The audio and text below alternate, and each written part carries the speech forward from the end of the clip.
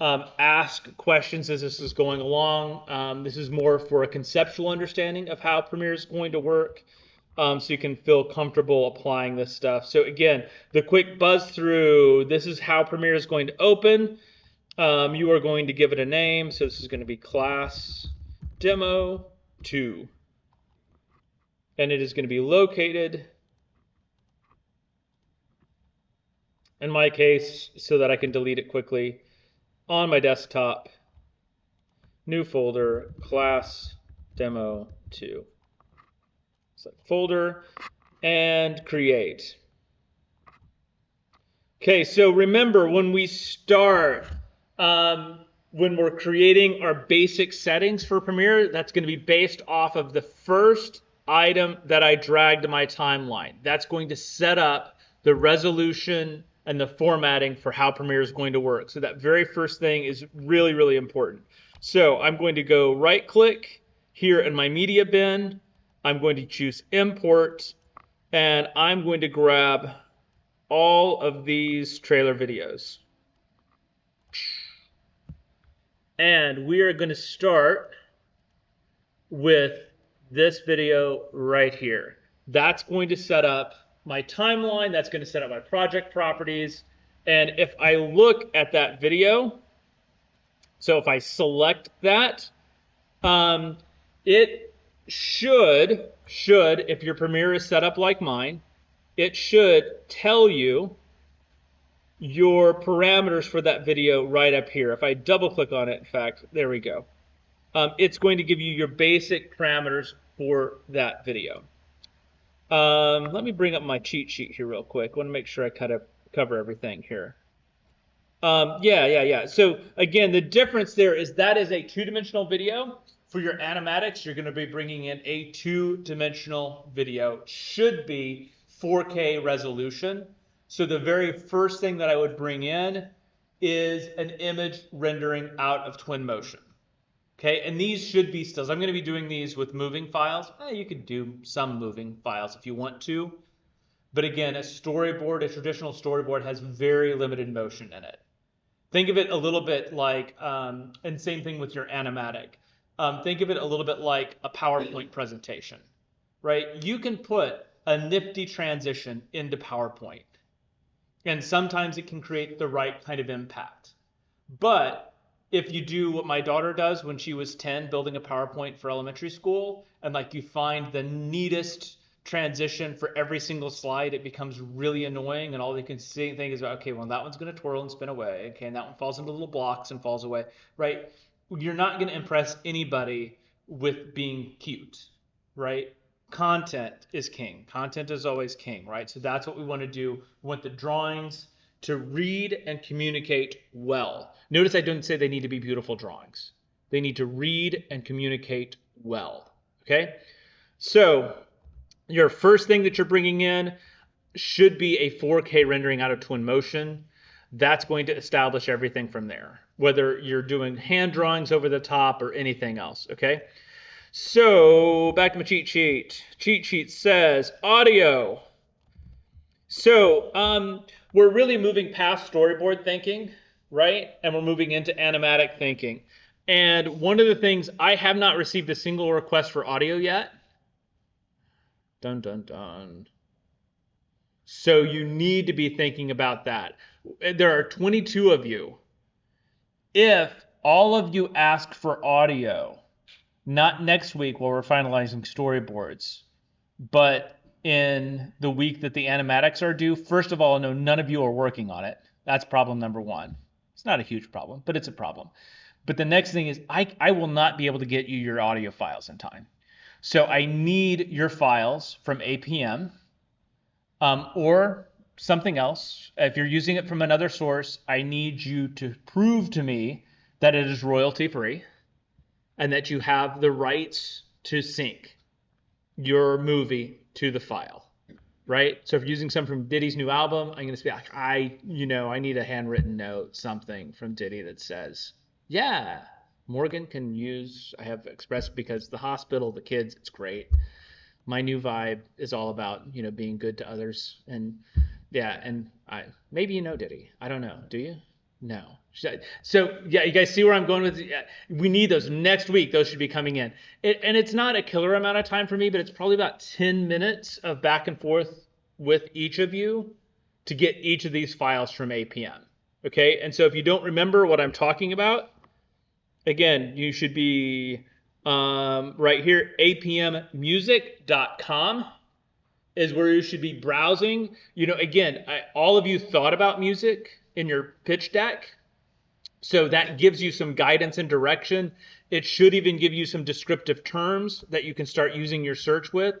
Give yourself, and this, I don't know, to me, like maybe this is just like terrifying work for you to do. It shouldn't be. To me, it's really amusing to like scroll through this seemingly endless catalog of music. But scroll through it, find things. It's something that you can do while you're doing something else too, right? So if you're reading or writing or whatever, you just start hitting play, and it'll play through groups of music, and try and pay enough attention to it to see, okay, this is something. This is something. Every time you find something that's something, don't send me the link. Narrow it down, take notes, make sure you're writing the exact title of these things so you can go back and find them easily. But make sure you're doing that this week, this weekend. If I don't have stuff from you by like Wednesday of next week, it may or may not happen. Okay, so you really need, I don't want to set that up as a hard deadline, but I would say before next Wednesday, you need to have your music selection to me. Okay, and it might change. The other music source that's out there that's available is YouTube Studio. Used to have music selection. I think it's still there. You have to dig for it now. They actually put it underneath a couple of layers of stuff.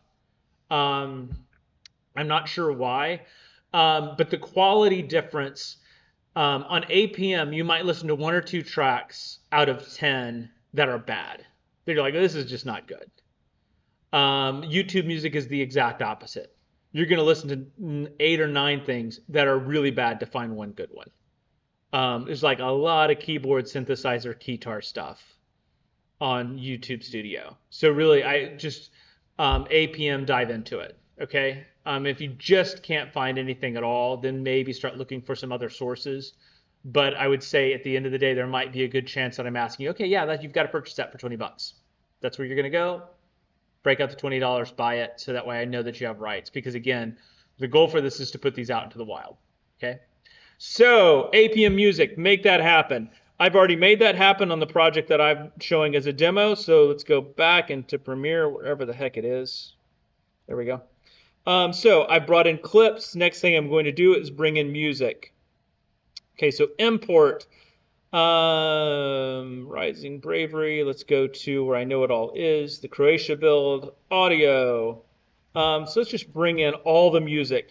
So all of these are songs from APM, and they all come from a common album. So these 2 composers wrote an entire album of music. All of it's really solid. All of it's really, really good. And so thematically, it all works together in this 20-minute game, 15 to 20-minute game that my daughter and I are building.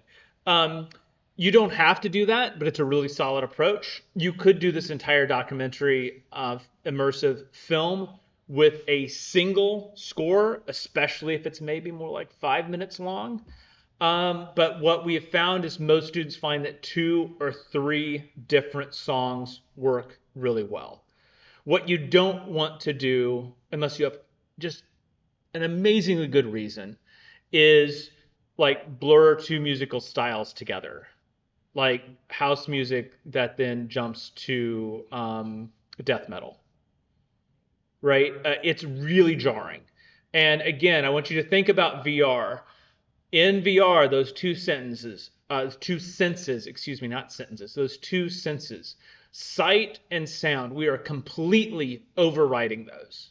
Completely overriding sight and sound. So anything that you do, any composition that you do, that is all the person is seeing, that is all the person is hearing. Okay, so what might be somewhat intense if we're listening to it through speakers becomes incredibly intense if we are plugged into a completely different world. Okay, so be very aware of that. So you can do it, but do it with a really good reason. I would suggest sticking to a theme. So when I have audio, I'm going to make sure that I drag in one. Oh dear. Let's see here. I don't know which one this is. Third from the sun. I'm going to drop that in place. And so now I have an animation clip. So these are my video clips, V1, 2, and 3. I can add those theoretically to an infinite number. Infinite number of video clips, infinite number of audio clips. What I will say is after 4 or 5, it becomes really difficult to manage. So 3 is the default, but we can step them up to, I usually end up with about 4 or 5 video clips, 4 or 5 audio clips, okay, in this, that stack. And just like Photoshop, whatever is on top is what you see. But I can take parts of one and make it transparent so I can see through to another one, right? Which is going to play in, as we get further into the semester, is going to play in a really important way. Like if I want to do titling, sequences, an image in an image, all of those things, I can use Premiere to stack those up. Okay, so if I hit play now,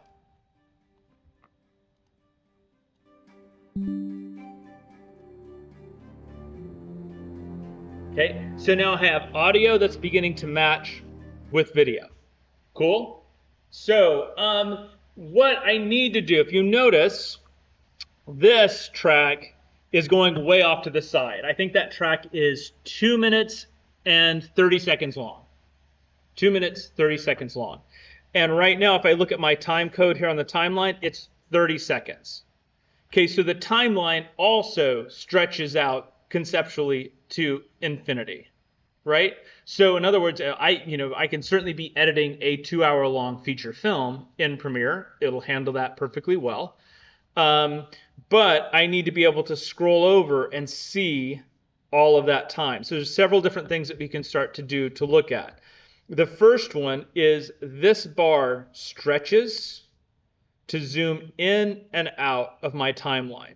So all of you that are like stuck in the mode of thinking about Revit, the wheel doesn't really do anything for us here. It'd be really nifty if it does. It doesn't. Might be able to fix that somewhere. I haven't figured it out. But this essentially stretches and zooms in and out. Okay? It is going to use this, what is called a shuttle. I don't know if Premiere still calls it a shuttle. Old school, it's called a shuttle. Because when we click on it, we can shuttle it back and forth. Right? That's our shuttle. It is, if I'm zooming in, it is going to zoom in on that shuttle. Now, film, anybody, oh man, I don't know, modern film runs, I think, at a different time frame. Old school film, when we put the tape into a projector, how many images per second were we seeing? Yeah, Dan. 24. It was 24 images per second. And your brain, so again, nothing is really moving, it's all a lie. In the VR headset, same thing. Nothing is really moving, it's all a lie. But the VR headset, we're running like 90 frames per second, 90 images per second, which is wildly different than older school film, 24 frames per second. But even at 24 frames per second, our mind just goes ahead and glitches out and says, oh yeah, it's moving. We're totally good with it. But if you go, like, if you're at Alamo eating a pizza and watching now, I think like digital runs more like 60 to 90. I'm not sure. Somebody could probably Google it and find it pretty quickly. But if you see, like, if you were to go to, what's the name of the small little movie, the independent film? What's that? Moxie. Yeah, if you go to Moxie and watch something that's actually on film, the first 2 or 3 minutes, you're going to be like, it's like flashy up there. Something's flashing. Your brain will pick up on that now, but after about 2 minutes, it's gone again, right? And your brain just sort of washes over it. So we see the same thing here. So pretty much the default that Twinmotion is going to use is fine, and that is going to be 30 frames per second. So once we zoom in to the point where we can see individual frames, note that we are moving the shuttle 1/30th of a second each time. So my time code is right here. So if I were to slide that back to, let's say, 8, you'll notice it goes 729, 8.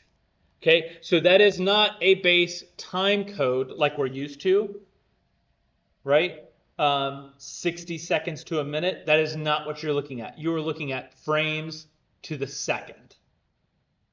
Cool. So when you have a higher end workstation than your laptop, when you are working on something that is a project where somebody's paying you 6 figures to do, you're probably going to run these things at a higher resolution, at a higher frame rate.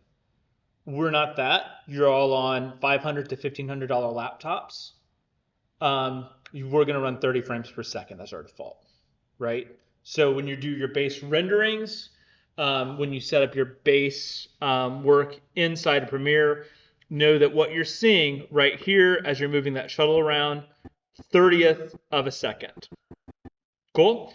So the next thing that happens as we're moving around, let's bring in another track. Oh, let's talk about this really quick because this is nifty. If you notice, I can see and hear the sound wave for the score that I'm looking at. Okay, so if I back this up and hit play,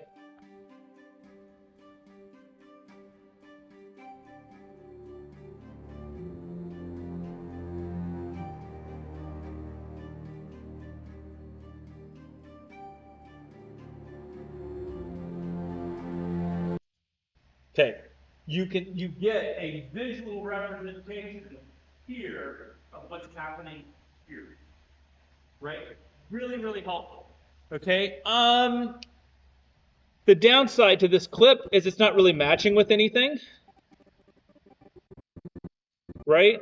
So if I look at something like this, I might start thinking about where is the moment of drama in the visual that matches with the moment of drama in the audio. Okay, so let's drag in another score. I just want to see what else we have here. Something that might be a little bit easier to work with. Oh, and also we've got 2 here because we've got left channel, right channel, stereo. Okay. I would love to talk about ambisonics in this class, which is full 360 audio, which it has, but it's confusing as hell right now. So unless Premiere comes up with something here, there's a brand new release that did come out. Unless they come up with something that is like makes sense to the normal world, I'm not going to teach it yet. So let's mute this track, which is the M. It's not the microphone. Premiere kind of jacked that up. That means record your voice. I'm going to click mute, and let's play the second one. So now I'm listening to this track.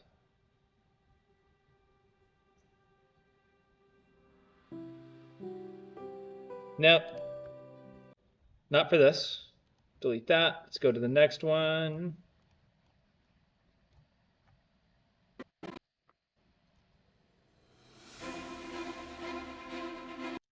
That's a bit much. It's a lot of flying.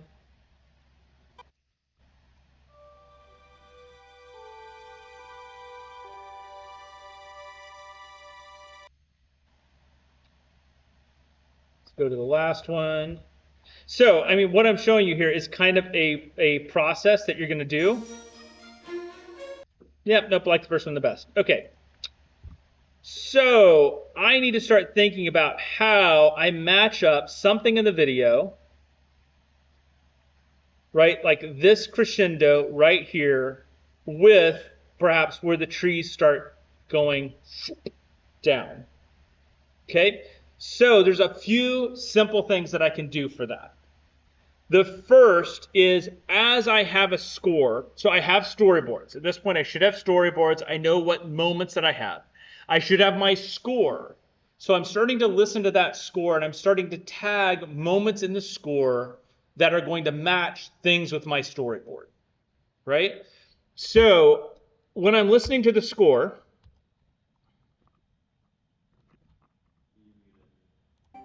that the score that's unmuted, thank you.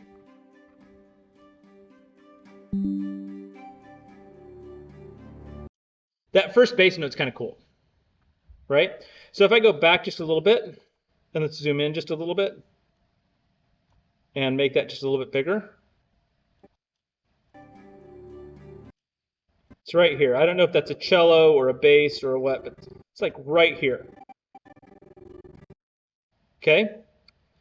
I can start tagging those moments in the score in Premiere so that I have a visual indicator and something I could snap clips to. Okay? So I can do that by right-clicking and saying, what's that? It's not label. It is, maybe it's through here. Markers and add marker. Click. And what that's going to do is, see that little tag right there? It gave me a little bitty tag inside of that. And there are more complicated ways to do it. If I had to, like if I was working on a feature film, might want to go a little bit further than this, like finding them. But you're going to have 3 to 5 tags across your score. What's a key moment? Okay, so what I want to do is I want to set something in action with that tag. So if I were to move this video clip to right here, I could start that action sequence of the trees doing their shrinky thing or the weather change. The weather change is like right there. So I might want to put that part of that video right over that tag. That leaves me with nothing in front. So what I can do with this is copy that, do a frame hold. So it's going to be still, and then it's going to start moving at that point. Okay? So to make a copy, it's important. I can sort of right-click, copy, right-click, paste. But again, there's this whole timeline thing that happens, and so it will do some weird things to you. The right way to copy and paste is a secret handshake inside of Premiere. And that is going to be, I'm going to select my track. I'm going to hold down Alt. I am going to left click and drag, and that's going to give me my copy. Super, super important set of steps there. You'll use that about 1,000 times when you're laying this stuff out. Next, I'm going to select this track, and now if you'll notice, this, if I move my shuttle along, this is on top of that, right? So I'm only seeing the track above. If I were to slide that a little bit this way, you'll notice it starts and then it's going to glitch and repeat back, right? So again, top track overwrites the bottom track. I'm going to take this top track and I'm going to right click on it and I am going to say, let's do a frame hold. So I'm going to do frame hold options and I am going to hold on my endpoint. Okay, so what that means is frame 1 is going to be the entire movie because it's going to hold on frame 1. So frame 1, hold. Now when I move that to the very beginning, I can drag the end of the clip to fit right here, drag that down to make it all linear. And so now what I'm going to see is this.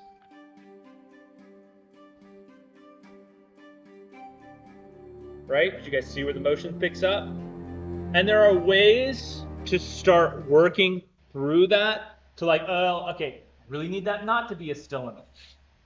I want that to look like the leaves are still falling from the trees. You go back and figure that stuff out as the project goes along, right?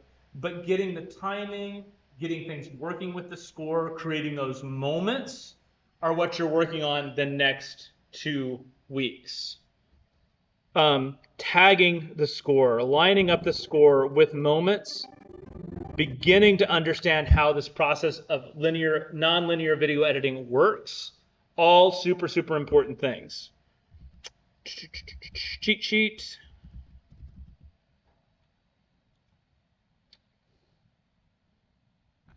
Yeah, so that is right here.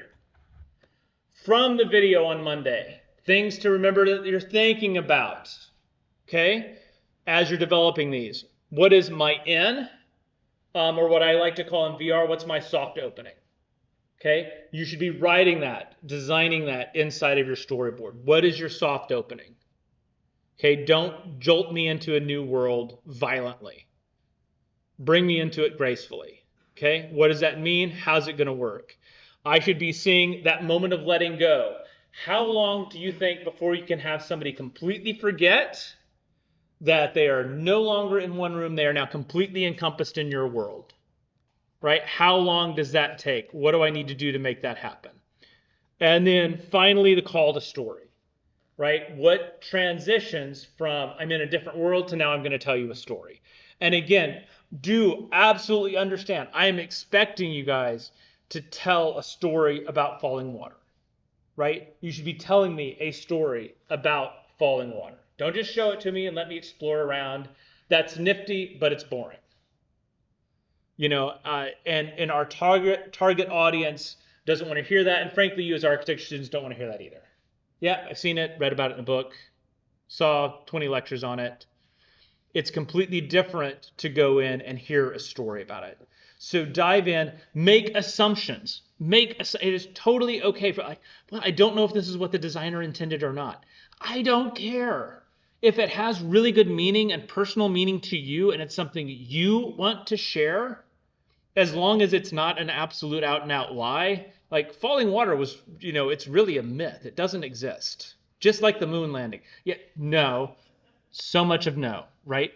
But if it is like, hey, these rooms are these seasons, and it's an idea that I have that makes sense, that really isn't published anymore, or Notre Dame is an impressionist work of architecture, and here's why.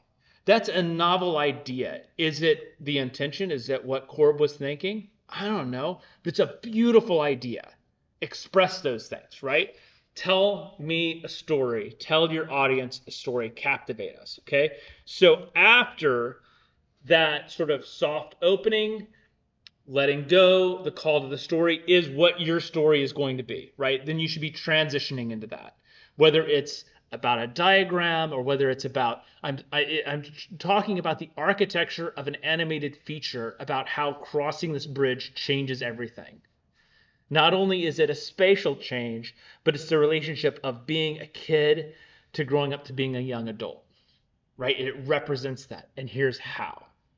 Formally, spatially, motion, like here's how it does it, right? And that would have to start with a diagram and an explanation, not the actual thing, but you're showing it, and then you're explaining it, and then you're showing it to us again so we can see it in a new way. That mode of thinking is what I'm wanting you guys to achieve in terms of the story. And then you're bringing it to a close. What's the conclusion? What did you expect us to learn from this experience, right? So everybody should have those 3 standard things at the start of your storyboards. Splits apart, becomes unique to everybody for what the story is, and then everything's coming to a close. Next week, we are back into, not next week, this Friday, we are back into Premiere, and we're going to do a little bit more work, putting more clips together, looking at transitioning, looking at layering. How do I really utilize layers with both sound effects, with visuals, and how do I start setting up layers in Photoshop to become layers in Premiere, because it works really seamlessly. It's fabulous.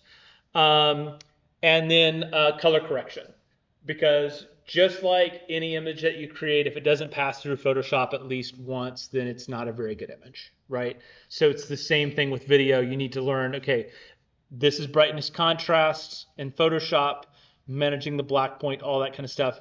Here's how I can do those same kind of things in Premiere so I can take a good image and turn it into a great image. Cool?